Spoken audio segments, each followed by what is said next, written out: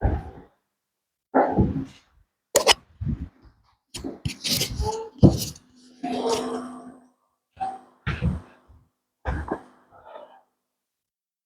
The lord. హల్లెలూయా.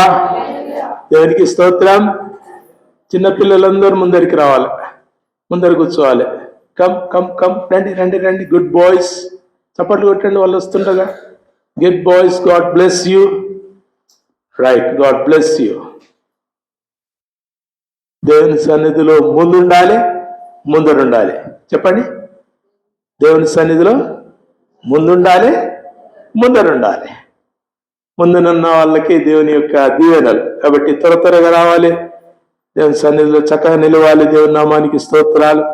ఇది ఆరాధన సమయం, ప్రార్థనా సమయం, వాక్యము దేవుడు వినిపించే సమయం. కాబట్టి దేవుని నామానికి స్తోత్రాలు చెల్లిస్తుంటున్నాం.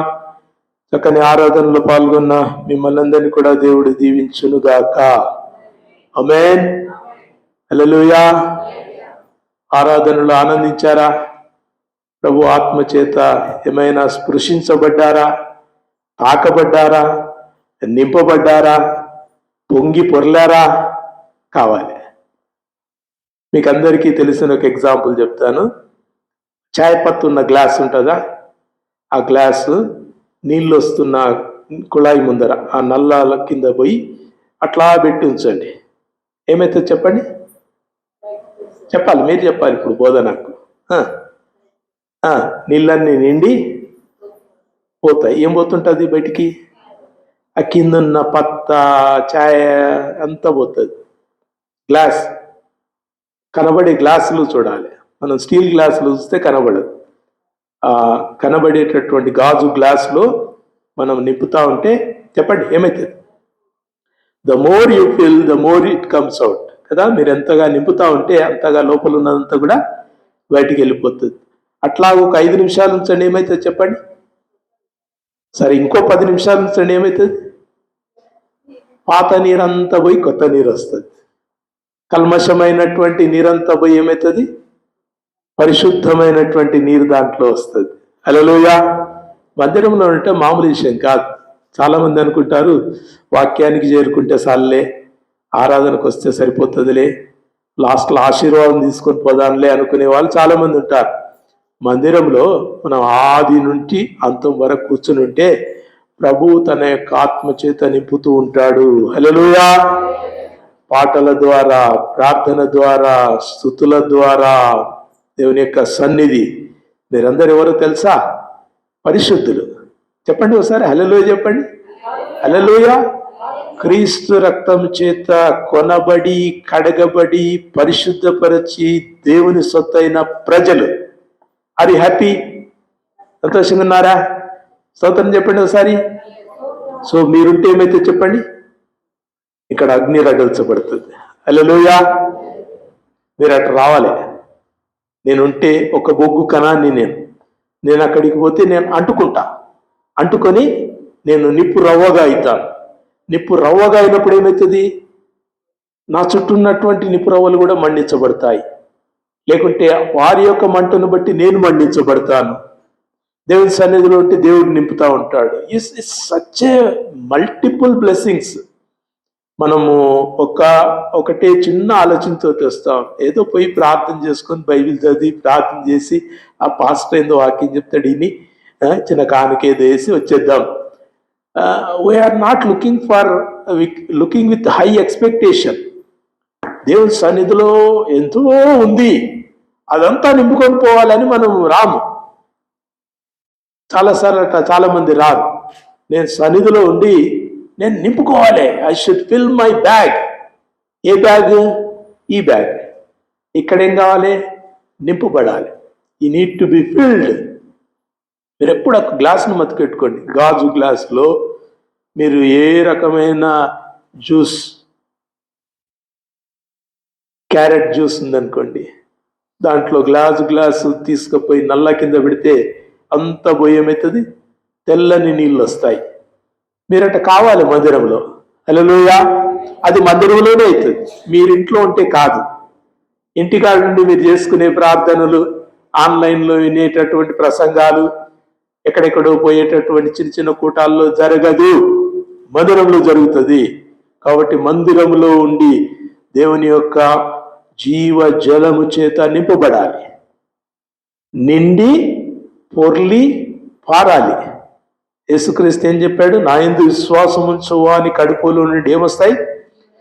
జీవ జల నదులు, జీవజల నదులు పొంగి ప్రవహించును అన్నాడు. అర్థం చేసుకుంటున్న పదాలు చిన్న చిన్న పదాలు కదా, తెలుగులోనే ఉన్నాయి కదా. మీకు చిన్న పిల్లలు కూడా అర్థమయ్యేటటువంటి చక్కని పదాలు. నా యందు విశ్వాసం ఉంచువాడెవడో వారి యొక్క కడుపులో నుంచి ఏమొస్తాయి? జీవ జల నదులు నిండి పొంగి ప్రవహిస్తాయి. జీవనదిని నా హృదయములో ప్రవహింపజేయుమయా. ప్రార్థన చేయండి. జీవనదిని నా హృదయములో ప్రవహింపజేయుమయా. ఎండి నా ఎముకలన్నీయు తిరిగి జీవింపజేయుమయా. ఎండి నా ఎముకలన్నీయు తిరిగి జీవింపజేయుమయా.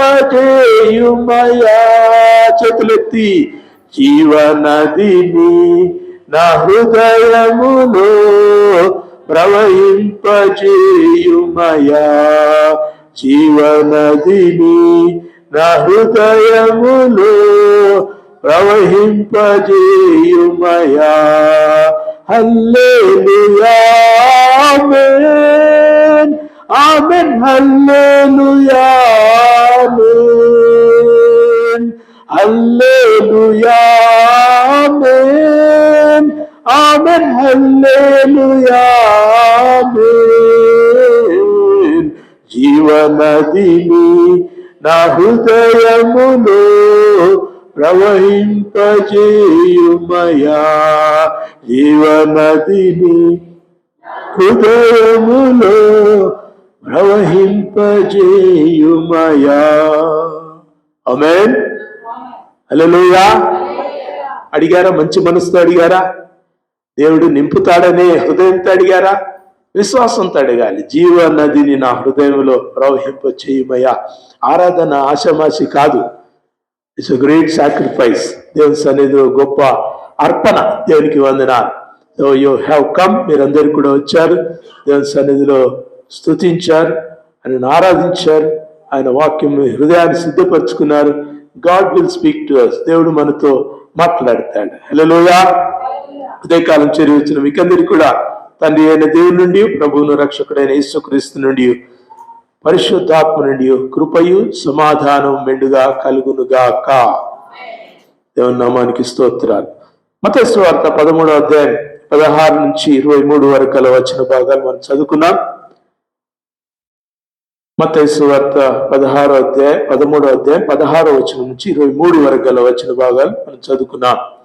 So look into it. దాన్ని వాక్యంలోనికి చాలా జాగ్రత్తగా చూద్దాం. 2026 సంవత్సరం దేవుడు మనకు దయా కిరీటంగా ఇచ్చాడు. చెప్పండి, దయా కిరీటంగా ఇచ్చాడు. మనం కిరీటం అంటే కుష్ అవుతాం, కానీ దయ తెలిసి ఇచ్చింది అనాలని ఆ పదం. బైబిల్ కొంచెం ఆశీర్వాదకరమైన పుస్తకం కాబట్టి దయా కిరీటము అన్నది. మనల్ని దయ తెలిసి దేవుడు ఒక సంవత్సరం ఇచ్చాడు. 2026. ఈ సంవత్సరమైనా నా ఎద్దుకు రా బిడ్డ, ఈ సంవత్సరమైనా నన్ను అంగీకరించు బిడ్డ, ఈ సంవత్సరమైనా నా నామంలో బాప్తిసం తీసుకో బిడ్డ, ఈ సంవత్సరమైనా నా సన్నిధిలో నిలువు బిడ్డ, ఈ సంవత్సరమైనా నేనెవరో ఇంకా ఎక్కువగా తెలుసుకో అని దేవుడు మనకు దయా కిరీటాన్ని ఇచ్చాడు. 2026 సంవత్సరం ఈరోజు ఎన్నవ తేదీ? జనవరి 18వ తేదీ. 2 వారాలు గడిచిపోయాయి. 3వ వారంలో మనం ఉన్నాం. ఈ సంవత్సరాంతం వరకు ఈ దయను మనము కిరీటంగా ధరించుకున్నామో చూసుకోవాలి. దయ మనకు కిరీటాన్ని ఇచ్చిందా, ముళ్ళ కిరీటాన్ని ఇచ్చిందో చూసుకోవాలి. ఏడుపు కిరీటాన్ని ఇచ్చిందా, దరిద్రపు గొట్టు కిరీటాన్ని ఇచ్చిందా? ఏం కిరీటం ఇచ్చింది? చాలా మంది సంవత్సరం అయిపోయేసరికి ఏడుపు కొట్టే మాటలు మాట్లాడతారు. ఏముందబ్బా, ఏం లేదు, అప్పటిలాగానే ఉన్నా, అదే బతుకు, అదే మాటలు, అదే దేవుని బిడ్డలారా, గాడ్ హ్యాస్ ఎ పర్పస్. దేవునికి ప్రతి దినము ప్రతి సమయము, ప్రతి సంవత్సరము ఒక ఉద్దేశం ఉంది మన పట్ల. యునో దట్ మన పట్ల ఒక ఉద్దేశం ఉంది. మీ తల్లిదండ్రులు మీ పట్ల ఏది చేసినా ఒక ఉద్దేశం చేత చేస్తారు. మీ పరలోకపు తండ్రి అంతకంటే ఎక్కువగా మీ జీవితాల్లో తన యొక్క ఉద్దేశాన్ని నెరవేర్చుకోవటానికి దేవుడు 2026 సంవత్సరాన్ని ఇచ్చాడు. కాబట్టి ప్రతిదినం మీరు గమనించుకుంటూ దేవుని సన్నిధిలో జాగ్రత్తగా నడుచుకుంటూ మీరు దేవుని బట్టి, వాక్యమును బట్టి స్తుతిస్తూ నడుచుకోవాల్సిందిగా ఉదయకాలం మనం నేర్చుకుంటున్నాం. What do we learn today? God has a purpose. చెప్పండి, గాడ్ హ్యాస్ ఎ పర్పస్. దేవుడు మనందరి పట్ల ఒక గొప్ప ఉద్దేశం కలిగి ఉన్నాడు. ఆయన ఒక ఉద్దేశాన్ని మన పట్ల ప్రకటిస్తున్నాడు. ఆయన ఉద్దేశములు దాచబడినవి కావు, ఆయన బయలుపరచబడినవి. హల్లెలూయా చెప్పండి ఒకసారి. హల్లెలూయా.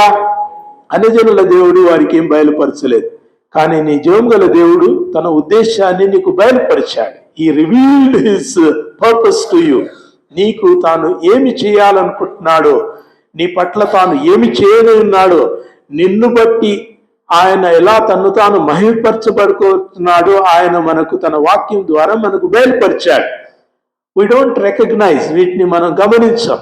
లోకంలో ఉన్నాం కాబట్టి మన పని, మన పాట, మన ఆట, మన ధ్యాస, మన యొక్క జీవితం అంతా కూడా అనేకమైన చింతలు, చికాకుల చేత, వ్యాకులముల చేత చుట్టబడ్డప్పుడు దాంట్లో మునిగిపోయి అవసరమైనటువంటి దేవుని యొక్క ఉద్దేశాన్ని మనం కనుగొనం. We are called to know his purpose. మనం దేవుని యొక్క ఉద్దేశాన్ని కనుగొనడానికి దేవుడు మనకు తన యొక్క వాక్యమును అనుగ్రహించాడు. హల్లెలూయా. ఉదయకాలం మనం కొన్ని విషయాలను చూద్దాం. మన జీవితాల్లో దేవుడు మనకు ఒక మంచి శరీరాన్ని ఇచ్చాడు. ఇచ్చాడమ్మా? మంచి శరీరం ఇచ్చాడా? కన్ను ఉన్నాయా మీకు? ఎన్ని కన్ను ఉన్నాయి? 2 కన్ను. ముక్కులు ఎన్ని ఉన్నాయి? 1 ముక్కు కదా, ముక్కు. తర్వాత నోళ్ళు ఎన్ని ఉన్నాయి? 1 నోరు. చెవులు ఎన్ని ఉన్నాయి? 2 చెవులు ఉన్నాయి. కాళ్ళు ఎన్ని ఉన్నాయి? 2 కాళ్ళు. చేతులు ఎన్ని ఉన్నాయి? 2 చేతులు. హల్లెలూయా. దేవుడు మనకిచ్చిన ప్రతి అవయవం కూడా ఒక ఉద్దేశపూరితమైనది. దేవుని నామానికి స్తోత్రాలు. So God has a purpose. దినమును, సంవత్సరాన్ని, మన జీవితాన్ని దేవుడు ఎలా ఉద్దేశించాడో, మన శరీరములో దేవుడిచ్చిన ప్రతి అవయవం ద్వారా ఆయన తను తాను మహిమపరచుకోవాలని, నిన్ను ఆశీర్వదించాలని కోరుతున్నాడు. He blesses you that he would glorify his name. నిన్ను ఎందుకు దీవిస్తాడంటే తన నామం మహిమపరచబడుకోవడానికి ఆయన మనల్ని దీవిస్తాడు. శరీరంలో ఉన్న ఒక 5 భాగాలు మనం నేర్చుకుందాం. నంబర్ 1, కన్ను. చెప్పండి, కన్ను. కన్ను ద్వారా దేవునికి మహిమ. చెప్పండి, చెయ్యెత్తి చెప్పండి. కన్ను ద్వారా దేవునికి మహిమ. Praise the lord. అది ఎలాగో మనం చూద్దాం. దేవుడు మనకు కన్నులను కలుగజేశాడు. 1 కాదు, 2 కన్నులను ఇచ్చిండు కదా. He gave us 2 eyes to see better.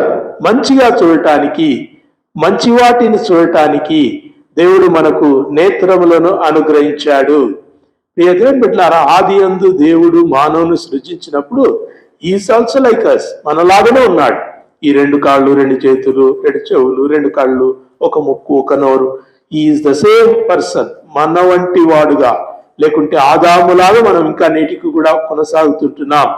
When he placed 2 eyes, మన జీవితాల్లో 2 కళ్ళను ఆయన పెట్టాడంటే he wanted to behold him. ఆయన తన యొక్క సన్నిధిని చూడాలని ఆయన యొక్క తన కన్నులను పెట్టాడు. ఆదికాండం 3వ అధ్యాయం 5వ వచనంలో వారి కన్నులు తెరవబడెను అని చివరి భాగంలో ఉంది. అప్పుడు వారి కన్నులు తెరవబడ్డాయి. అంటే ఏమన్నట్టు? అంతకుముందు వాళ్ళు గుడ్డోళ్ళా? వాళ్ళకి చూపు లేదా? ఏదోని తోటలో సేద్యం చేస్తున్నప్పుడు ఆదాముకు కళ్ళు కనవడలే, చెవులు వినవడలే, ముక్కు వాసన చూస్తలేదా? కళ్ళున్నాయి.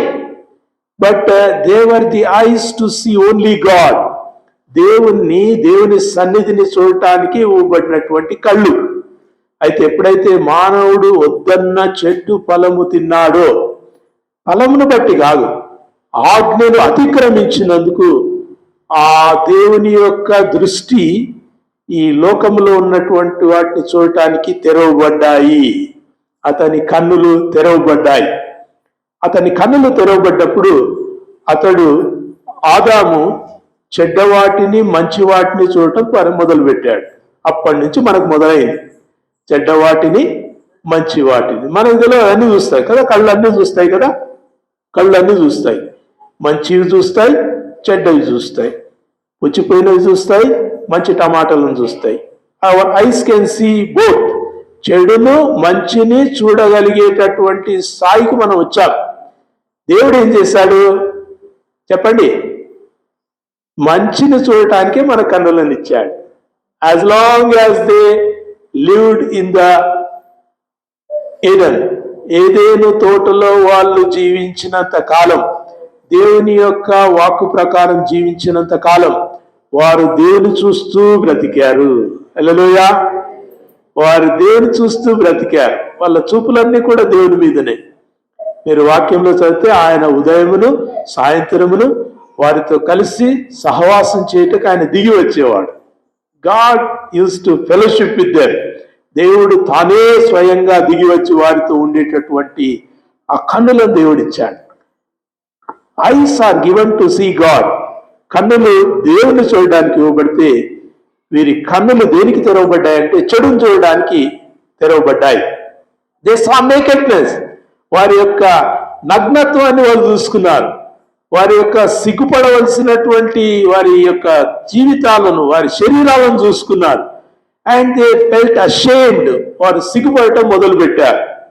అమ్మా, కన్నులు సిగ్గుపడటానికి దేవుడు పెట్టలేదు. కన్నులు దేవుని మహిమను చూడడానికి పెడితే మానవుని యొక్క కన్నులు సిగ్గుపడాల్సినటువంటి విషయాలను చూడటం మొదలు పెట్టినాయి. కాబట్టి అప్పటి నుంచి మానవుడు తప్పిపోయాడు, మానవుడు పడిపోయాడు. దేవుని నామానికి వందనాలు. ఇప్పుడు మత్తయి సువార్త 13వ అధ్యాయం 16వ వచనంలో, అయితే మీ కన్నులు చూచుచున్నవి గనుక అవి ధన్యములై ఉన్నవి. హల్లెలూయా! దేవుని బిడ్డలారా, ఆనాడు ఆదాము చెడు వాటిని చూడటం మొదలు పెట్టినటువంటి ఆ కన్నులు నాటి నుంచి చెడును మంచిని, చెడును మంచిని, చెడును మంచిని చూసుకుంటూ వస్తూ మంచి నిడిచిపెట్టి చెడునే అలవాటు చేసుకున్నాడు. చెడు, all that destroys your mind. నీ మనసును చెడగొట్టేటివన్నీ కూడా చెడువే. నీ కన్నులు చెడగొడుతున్నాయి. మనం చాలాసార్లు రోడ్డు మీద పోతా ఉంటే పెండ కనబడుతుంది, ఎద్దు పెండేసి ఉంటుంది, చూస్తాం కానీ మనం పోతానే ఉంటాం కదా. అది పెండ, కానీ మనం దానిపైన ఎక్కువ లగ్నం ఉంచాం కాబట్టి మనం చూసి చూడినట్టు వెళ్ళిపోతూ ఉంటాం. చెడు చుట్టుముట్టు ఎంతున్నా కానీ దానిపైన మనసు ఉంచకుండా మంచి కొరకు ఆశించే కన్నులు మనకు ఉండాలని దేవుడు కోరుతుంటున్నాడు. అయితే మత్తయి సువార్త 13వ అధ్యాయం 16వ వచనంలో యేసుక్రీస్తు అంటున్నాడు, యువర్ ఐస్ బిహోల్డ్ మీ. మీ కన్నులు చూస్తున్నాయి. ఏం చూస్తున్నాయి? దయచేసి చూడండి, కిందికి రండి. 17వ వచనంలో అనేక ప్రవక్తులు నీతిమంతులు మీరు చూచు వాటిని చూడగోరియు చూడక పోయిరి.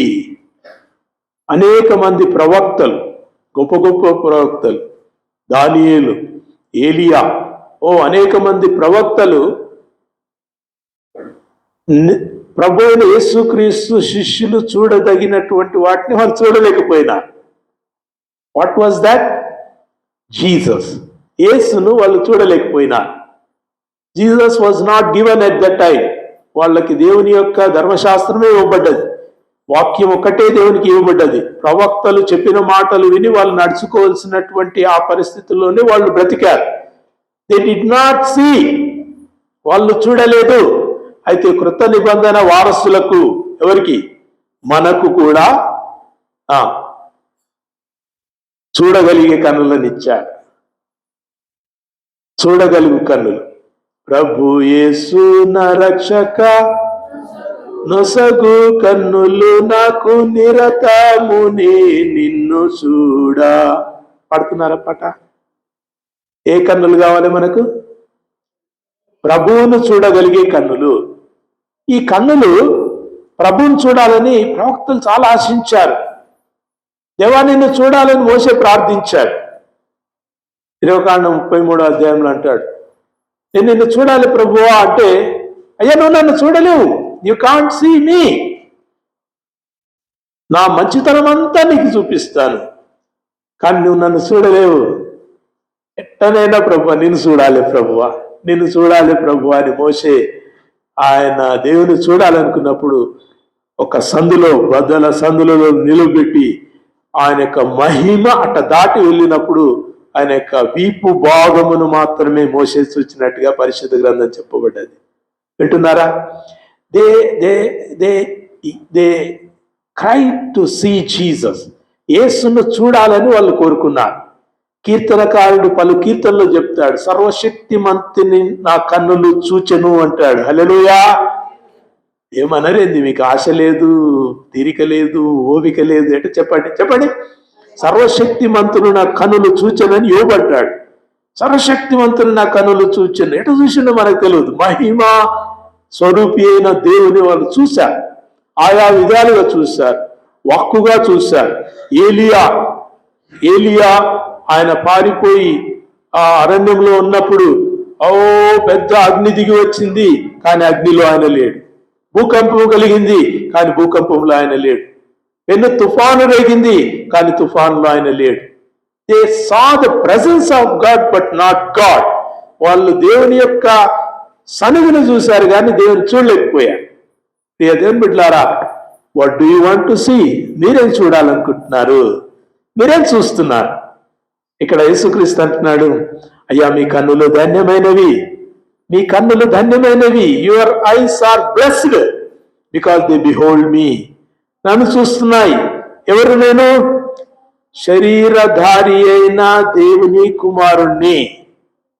ఆ వాక్యమే శరీరధారి అయి కృపా సత్య సంపూర్ణుడుగా మన మధ్యను నివసించెను. వింటున్నారా? మనలాగానే యేసుక్రీస్తు కనబడేసరికి చాలా మంది ఏమనుకున్నారంటే ఆయన మన వంటి వాడే కదా అనుకున్నారు. కానీ దేవుని కుమారుడు, వాక్యమై ఉన్న దేవుడు ఈ లోకానికి శరీరం ధరించుకొని వచ్చాడు. ఇది చూడాలని ప్రవక్తలు ఆశించారు, కానీ వాళ్ళు చూడలేకపోయారు. Do you behold? మీరు చూస్తున్నారా? మీరు చూస్తున్నారు కాబట్టి మీరు ధన్యులని శిష్యులతో అన్నాడు. ఈనాడు మీకు నాకు దేవుని యొక్క ప్రశ్న, మీరు చూస్తున్నారా? పాట అయితే బాగా పాడతారు, ప్రభు యేసు నా రక్షక. పాటలు బలి వాడతాం, కానీ దాని యొక్క సారాన్ని మనం గ్రహించం. అన్నం ఫుల్ తింటాం, కానీ గంజంతో వెళ్ళి తింటాం. ఏమొస్తుంది? పిప్పి తింటాం. యేసును చూడటానికి దేవుడు కృపనిచ్చాడు. హల్లెలూయా. When you come to Jesus, యేసు వద్దకు వస్తే, దేవుని సన్నిధిలో నిలిస్తే, దేవుని యొద్ద అడిగితే, నా కన్నులను తెరువు ప్రభువా అంటే దేవుడు మన కన్నులను తెరుస్తాడు. ఆ పాట మాసిలామని రాసినటువంటి ఆ పాట అంతా ఏమంటారు, అనుచితమైన పాట కాదు, అది అర్థవంతమైన పాట. చాలా మంది ఏమనుకుంటారంటే కళ్ళ ముందు కనబడాలి, అది కాదు. దేవుని యొక్క ప్రసన్నత మీరు చూస్తే మీరు ధన్యులు. హల్లెలూయా. దేవుడు మనకు మంచి కన్నులను ఇచ్చాడు, కాబట్టి జాగ్రత్తగా ఉంచుకోండి మీ కన్నులను. ఏమంటే అవి చూడకండి, ఏవి చూడాలో మీరు నిర్ణయించుకోండి. ఏమి చూడాలనుకుంటున్నారు? దినమంతా కూడా పుస్తకాలు చూస్తారు, బస్సు చూస్తారు, మీరు ప్రయాణం చేస్తున్న అనేకమైనటువంటి చుట్టుముట్టున్న వస్తువులను చూస్తారు, పర్లేదు. But what do you want to see? ప్రభువా నిన్ను నేను చూడాలయ్యా. ఎక్కడ చూడాలి? ఇమ్మానుయేలును చూడాలి. ఎక్కడ ఉంటాడు ఇమ్మానుయేలు? ఇమ్మానుయేలు అంటే అర్థం ఏం చెప్పండి? దేవుడు మనకు తోడు. నీతో ఉన్నట్టుగా నువ్వు చూస్తున్నావా? ఫీలింగ్ కాదు నేను అనేది. ఫీలింగ్ అభూత కల్పన కాదు నేను చెప్పేది, భావన కాదు నేను చెప్పేది. ఆ ప్రెసెన్స్. దేవుడు నీతో ఉన్నాడు. నువ్వేదో తప్పు చేయబోతుంటే వద్దు బిడ్డ, ఇదొద్దు, ఇది చేస్తే నీకు నష్టం కలుగుతుంది, ఇది చేయొద్దు, నీ ద్రవ్యమును వడ్డీకి ఇయ్యొద్దు, నీకు నష్టం కలుగుతుంది, నువ్వు ఇది అబద్ధం ఆడొద్దు, నీకు నష్టం కలుగుతుంది. నువ్వు చూసినట్టు చెప్పు, అంతే చెప్పేది. నేను నీతో ఉన్నాను, నాతో అబద్ధం చెప్తావా? నాతో ఎట్లా అబద్ధం చెప్పవో, నువ్వెవరితో మాట్లాడుతున్నావు వాళ్ళతో కూడా అబద్ధం చెప్పకు, దొంగతనం చేయకు, చెడు మాట్లాడొద్దు, చెడు చూడొద్దు, చెడు వైపు నడవద్దు. నువ్వు నా బిడ్డవు. I am with you. ఇమ్మానుయేలు, దేవుడు మీతో ఉన్నవాడు. హల్లెలూయా. 1 యోహాను 4:4 ఏమంటాడు? మీలో ఉన్నవాడు లోకంలో ఉన్నవాని కంటే. చూసారా? మీలో ఉన్నవాన్ని చూసారా? మీరు కొంతసేపు ఈ అనుభవ జ్ఞానంలో మీరుంటే కొంచెం ఇబ్బందిగా ఫీల్ అవుతారు. ప్రభువా, నా ఫ్రెండ్తో నేను జోకులు వేసుకుంటున్నా, నువ్వేమో నాతో ఉంటానంటున్నావు. ఇప్పుడు యేసుక్రీస్తు నాతో ఉంటే నేను జోకులు ఎట్లా వేస్తా, నేను సాకులు ఎట్లా చెప్తా, నేను అబద్ధాలు ఎట్లా మాట్లాడతా? ఈజ్ ఇన్ మై హార్ట్, నా హృదయంలో ఉన్నాడు. ఉన్నాడా మీ హృదయంలో? ఒకసారి ఇట్లా చేయి పెట్టుకొని చెప్పండి, యేసు నువ్వు నాలో ఉన్నావు. ఉత్తరం చెప్పకండి, భయం భయం భయం, అమ్మో ఇది మామూలు విషయం కాదు. యేసు నువ్వు నాలో ఉన్నావు చెప్పండి. You are in my heart, నువ్వు నాలో ఉన్నావు. ఇప్పటి నుంచి జీవించండి. ఎవరిని తిరుగుతారో తిట్టండి, యేసుక్రీస్తు మీలో ఉన్నాడు. ఎవరిపైన మీరు అసూయపడతారు, పడండి, యేసు నీలో ఉన్నాడు. చూస్తున్నాడు బిడ్డ, అసూయపడతావా? బయటికి రా, నీ సంగతి చూసుకుంటా. ఇక దేవుని బిడ్డలారా, కన్నులు క్రీస్తును చూడాలి. రెండవది, మన నోరు. God has given us a mouth with a purpose. దేవుడు మనకు ఒక నోటిని ఒక ఉద్దేశంతో దేవుడు మనకు అనుగ్రహించాడు.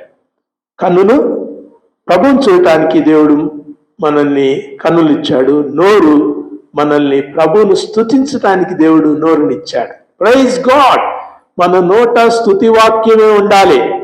ఒకే నోట శాపవచనమును ఆశీర్వాదమును ఉండటానికి పౌలు అనుమతించలేదు. తిడతాం బాగానే, మళ్ళీ ఈడొచ్చి పాట పాడతాం, యేసు నువ్వు నాతో ఉన్నావు అని పాట పాడతాం. నోరేం బాగా తిడుతుంది కదా. We need to come back. మనుషులం కదా, బలహీనం. ఎప్పుడైనా పడిపోతే వీ షుడ్ కమ్ బ్యాక్. మర్చిపోవాలి, క్షమించబడాలి. ప్రభువా నన్ను క్షమించు, నేను తొందరపడి తిట్టాను. ప్రభువా నన్ను క్షమించు, నా నోరు తొందరపడి ఏదో మాట్లాడింది, నన్ను క్షమించు అని దేవుణ్ణి అడగాలి. దేవుణ్ణి అడగటమే కాదు, నువ్వు ఎవరిని ఆయాస పెట్టావు వాళ్ళని కూడా అడగాలి. You need to ask forgiveness. You need to ask forgiveness. వింటున్నారా? చాలా మంచి దైవజనం చేసిన మాటలు మీకు చెప్తున్నానమ్మా. వాళ్ళు చనిపోయే దశలో ఉన్నప్పుడు వాళ్ళు తాము ఎవరి పట్ల కొంచెం కఠినంగా మాట్లాడమనిపించారు. వాళ్ళందరినీ పిలిపించి, అయ్యా రండి నా దగ్గరికి అని పిలిపించి, వారు వచ్చినప్పుడు నన్ను క్షమించండి, నన్ను క్షమించండి, ఫర్గివ్ మీ. మనం ప్రార్థన చేస్తాం కదా, పరలోక ప్రార్థన. ఏం చేస్తాం చెప్పండి? నా అపరాధములను నీవు క్షమించినట్లే నీవు నా అపరాధమును క్షమిస్తూ అని ప్రార్థన చేస్తాం. అంటే నువ్వు ఒకరికి అపరాధం క్షమించకుంటే చెప్పండి, మనకు మనమే చిక్కుముడి వేసుకుంటున్నాం అన్నమాట. ఒకరి అపరాధము మనం క్షమించలేదు కాబట్టి పరలోకానికి వస్తే ప్రభు చెప్తాడు, ఇన్నిసార్లు ప్రతిరోజు పరలోక ప్రార్థన చేసిన ఏమని చెప్పినావు? నేను ఒకరిని క్షమించిన ప్రకారం నన్ను క్షమించు ప్రభు అని ప్రార్థన చేశావు కదా, నువ్వు వాళ్ళని క్షమించలేదు తెలుసా, సో నేను నిన్ను క్షమించను. ఎంత భయంకరమైన శిక్ష. దేవుని బిడ్డలారా, forgiveness is not a matter of cheap thing. చిన్న విషయం కాదు, అది చాలా భయంకరమైనటువంటి విషయం. దేవునికి వందనాలు. మత్తయి సువార్త 5వ అధ్యాయం 12వ వచనం. త్వరగా చూడండి, మత్తయి సువార్త 5:12 చదవండి. పరలోకమందు మీ ఫలము అధికమగును. చదవండి.